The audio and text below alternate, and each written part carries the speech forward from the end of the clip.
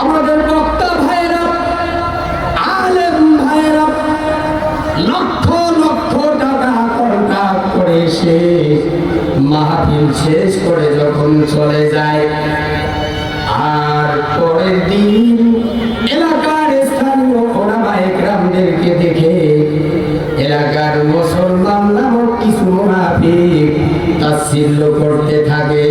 ঠিক কিনা? কিছু এই মাহফিলটা হওয়ার কথা ছিল 5ই নভেম্বর। কত নভেম্বর? 5ই নভেম্বর আল্লামা তারিক মুনওয়ার সাহেব আসার কথা ছিল। এলাকায় একটা গুঞ্জন সৃষ্টি হলো যে তারিক মুনওয়ার সাহেব টাকা নিয়ে আসেন। অনেকেই এমন কথা বলছিল যে জামাতের বক্তাদের ইমেল নেই। বলেন নাউজুবিল্লাহ।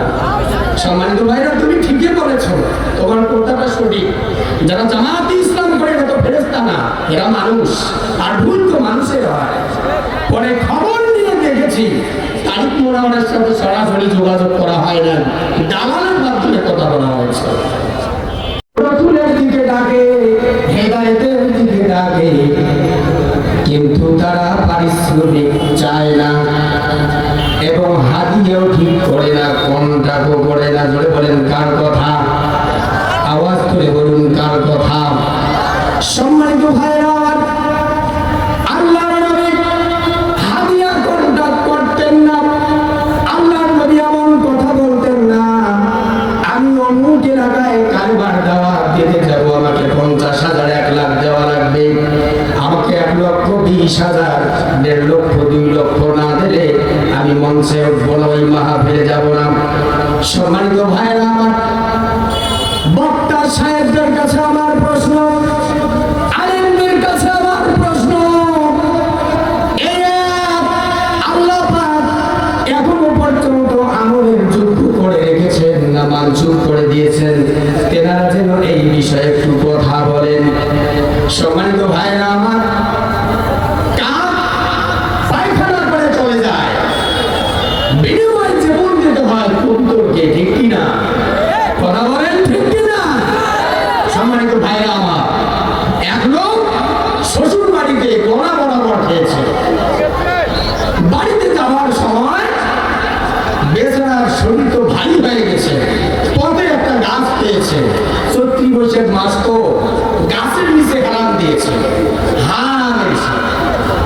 ওপরে গাছের ডালে ছিল কাক, পায়খানা করে দিয়েছে থুতনি বরাবর। এই পায়খানা পরে যখন থুতনি সারা বেড়া হয়ে গেছে, কিছুক্ষণ পর বেচারা যখন হুঁশ ফিরছে, জ্ঞান ফিরছে যে আমি তো যাবো বাড়িতে, আমি এখানে গেলাম, তো থুতনিতে একটু হাত দিয়ে স্পর্শ করে দেখে তো পায়খানা, কাক পায়খানা কোন দিয়ে চলে গেছে, ওই ডালেই কবুতর এসে বসে পড়ছে। এই বেচারা আকাশের দিকে তাকায় দেখে কবুতর। এই বেচারা কোনো যাচাই বাছাই ছাড়া, কোনো চিন্তা ফিকির ছাড়া সামনে একটা ইটের টুকরো পেয়েছে। সে মনে করেছে কবুতর নয়, পায়খানা করে দিয়েছে, তাই সে কবুতরকে ইটটা ছড়ে মারল, কবুতরের বুকে গিয়ে আঘাত হানলো এই ইটের টুকরো। এরপরে আঘাত হানার সঙ্গে সঙ্গে কবুতর দুটো ডানা মেলে জমিনে পড়ে দুনিয়া থেকে বিদায় নিয়ে গেল। এবার বলেন পায়খানা করেছিল কে? আওয়াজ দিয়ে বলতে হবে, পায়খানা করেছিল কে? আর জীবন দিল কে? আমার ভাইরা, আমাদের বক্তা ভাইরা, আলেম ভাইরা লক্ষ লক্ষ টাকা কন্ট্রাক্ট করে সে মাহফিল শেষ করে যখন চলে যায়, আর পরের দিন এলাকার স্থানীয় ওলামায়ে কেরামদেরকে দেখে এলাকার মুসলমান নামক কিছু মুনাফিক তাচ্ছিল্য করতে থাকে। ঠিক কিনা? কিছু এই মাহফিলটা হওয়ার কথা ছিল 5ই নভেম্বর। কত নভেম্বর?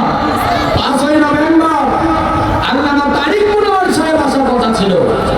এলাকায় একটা গুঞ্জন সৃষ্টি হলো যে তারিক মুনওয়ার সাহেব টাকা নিয়ে আসেন। অনেকেই এমন কথা বলছিল যে জামাতের বক্তাদের ইমেল নেই। বলেন নাউজুবিল্লাহ। সম্মানিত ভাইরা, তুমি ঠিকই বলেছো, তোমার কথাটা সঠিক।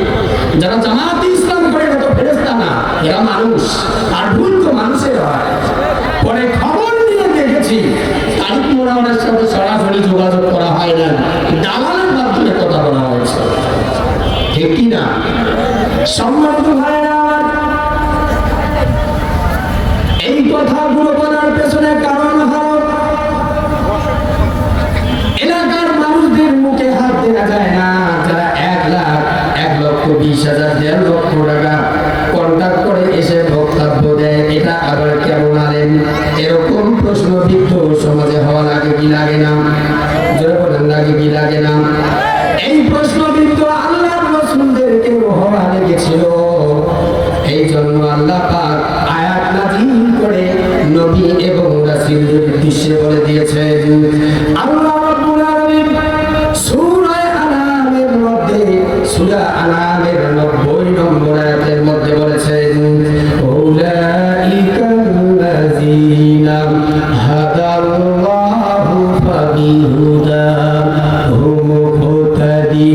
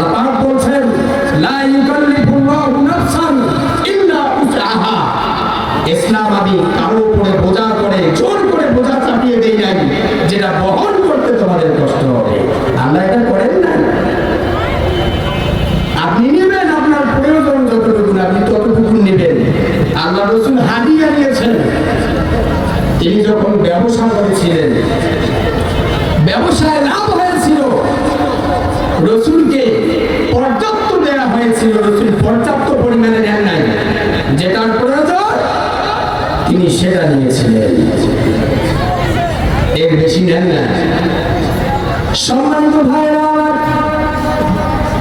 যে রাসূল মানুষকে হেদায়েতের পথে ডেকেছিলেন কিন্তু পারিশ্রমিক নেন নাই, ওই রাসূলে বলেছেন শ্রমিকের গায়ের ঘাম শুকিয়ে যাওয়ার আগে শ্রমিকের ন্যায্য